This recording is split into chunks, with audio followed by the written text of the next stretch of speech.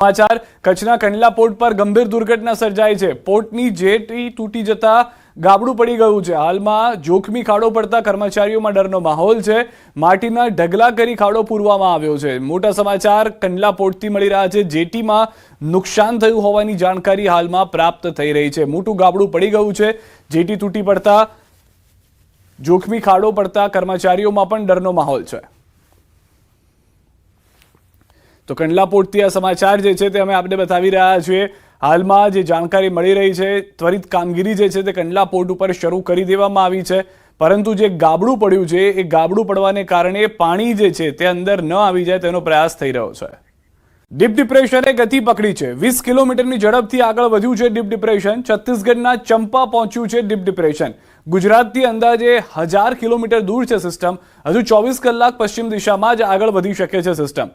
24 કલાકમાં મધ્યપ્રદેશ પહોંચી શકે છે સિસ્ટમ, અને ત્યારબાદ આગળનો જે રૂટ છે તેમાં ફેરફાર થાય છે કે નહીં તેનું પણ અંદાજ લગાવી શકાશે। એનો મતલબ એ કે ગુજરાતના કયા વિસ્તારમાંથી પસાર થશે। શું ઉત્તર ગુજરાત, મધ્ય ગુજરાત કે દક્ષિણ ગુજરાત, કે પછી ગુજરાતના બદલે સીધું રાજસ્થાન તરફ જતું રહેશે।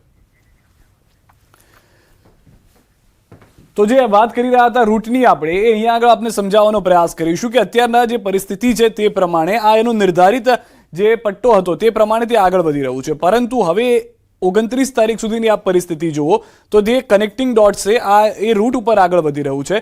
હવે જો આ જ પરિસ્થિતિમાં તે આગળ વધે છે તો મધ્યપ્રદેશના અહીંયા ઇન્દોર સહિતના વિસ્તારો આપ જોઈ રહ્યા છો ત્યાં આગળ પહોંચી જશે। અને જે વાદળો છે આ અહીંયા સિસ્ટમ જે છે આપ જોઈ રહ્યા છો ડીપ ડિપ્રેશનની, એ સિસ્ટમ જે છે તે અત્યારના અહીંયા જોવા મળી રહી છે। એનો મતલબ સ્પષ્ટ છે કે આ રૂટ જે છે તે હવે મધ્યપ્રદેશ સુધી જશે, જે 24 કલાકની અંદર મધ્યપ્રદેશમાં પહોંચી જશે। અને ત્યારબાદની પરિસ્થિતિ ગુજરાતથી પૂર્વ દિશામાં અંદાજે 1 કિલોમીટર 1000 કિલોમીટર દૂર છે।